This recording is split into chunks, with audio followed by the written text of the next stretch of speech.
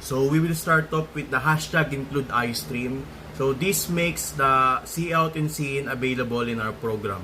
So instead of using namespace std, ginamit ko to as an alternative method to delete the std prefix sa cin, cout at endline para sa iwas naming conflict sa mga susunod pa nating future programs. So mapapansin nyo na mayroong block of code dito before the main function.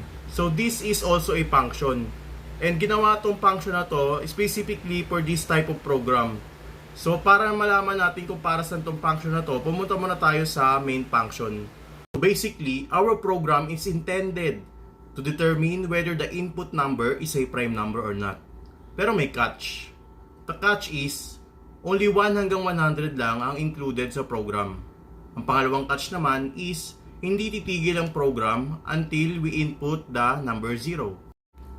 So in order to do that, first we must declare a variable number with a return type of integer.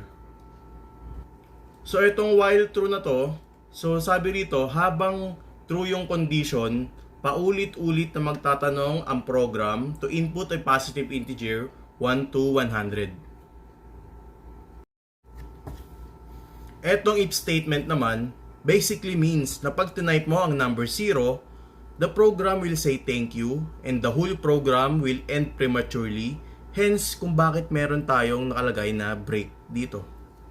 So sabi sa if statement na to, if the number is less than 1 or greater than 100, cout please try again and continue. So basically, it means na pag hindi naman 0 ang nilagay mo, paulit-ulit ka pa rin tatanungin ng system to input a positive integer 1 to 100. So dumako na tayo sa main course ng program na to. So dito sa area na to, malalaman natin or madidetermine natin kung ang number ba na in-input ni user is a prime number or not. So ang una nating gagawin is magde-declare tayo ng variable na tatawagin nating prime. Meron tong return type na boolean, tapos i-initialize muna natin ang value netong prime as true until ma-prove na false to otherwise. So ayon sa if statement na to, if the number is greater than 1, then gagamit tayo nitong for loop na to na i-discuss natin maya-maya lang. If the number is equals to 1 naman, pupunta tayo dito sa else na nagsasabi na pag 1 ang nilagay mo, then automatic prime is set to false dahil 1 is not a prime number. So bago tayo dumako sa for loop, balikan muna natin yung function na ginawa ko to help me determine whether the given number is divisible sa loop counter na gagamitin natin sa for loop maya-maya. So paano ko nga ba ginawa tong function na to? So first up, you need to specify what return type your function is. So in my case, ang return type ng function ko is boolean dahil ang gusto kong ma-return sa akin is true or false. Next up naman is yung pangalan ng function mo. Ang ginawa kong pangalan ng function ko is divisible dahil divisible ang gusto kong makuha sa function na to. Next up is the function parameters. So dito sa akin, meron akong dalawang parameter, the number and the loop counter. Hindi mo rin pwedeng kalimutan yung return type ng bawat parameter mo. So in my case, dahil pareho naman silang number, parehong integer ang return type nila. So after the function parameter is the body. So it says here na kapag ang number ko daw ay divisible sa aking loop counter, then i-return niya ang value na true sa main function kung saan ko siya tinawag.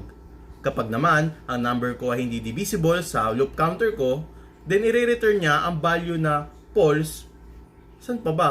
Sa main function kung saan ko nga siya tinawag. So balik tayo sa for loop. Paano ba natin ito ginawa? So una, i-initialize muna natin yung value ng ating loop counter sa 2 dahil ito ang minimum na kailangan para malaman kung meron pa bang ibang factor ang given number natin bukod sa 1. So next up is the condition.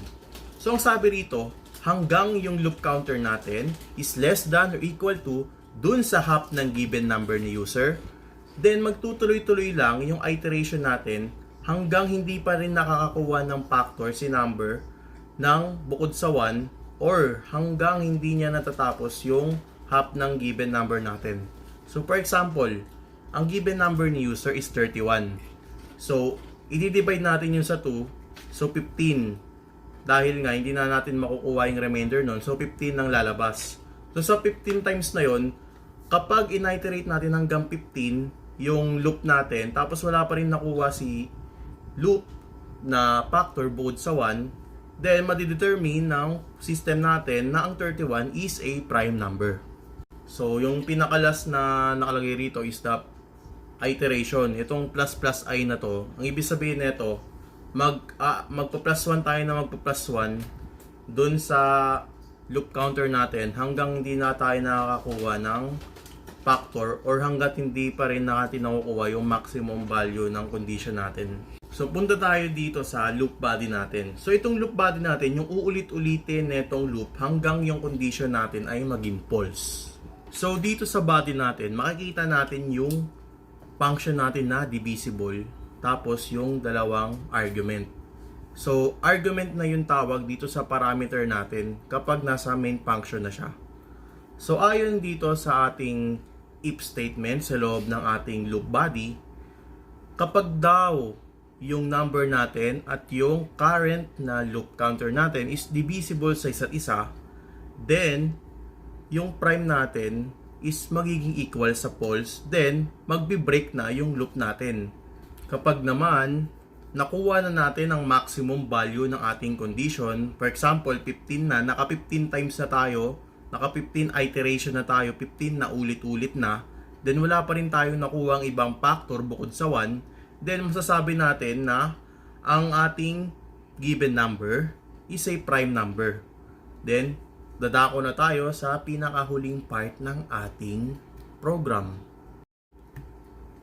Kapag naman natapos na tayo sa ating for loop, whether natapos natin yung ating maximum value ng condition tapos wala pa rin tayong nakuha ang ibang factor bukod sa 1, or kaya naman hindi natin natapos yung for loop dahil nag-break agad, dahil nakakuha agad si loop ng another factor, then dito na tayo sa baba.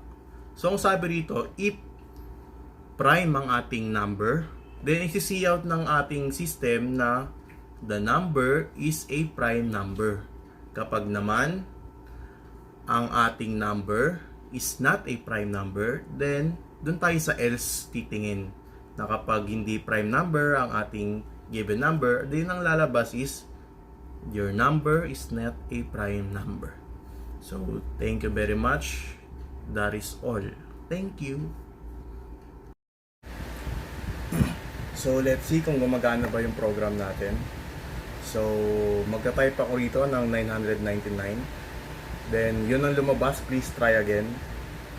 Pagkatapos, try naman natin pag yung naka-included siya dun sa ating 1 to 100. So let's try 90. Then it is not a prime number, so you can input a bunch of numbers and see 2, 3, 4. Then pagtapos na tayo, we can simply input 0, then the program will end. So thank you very much.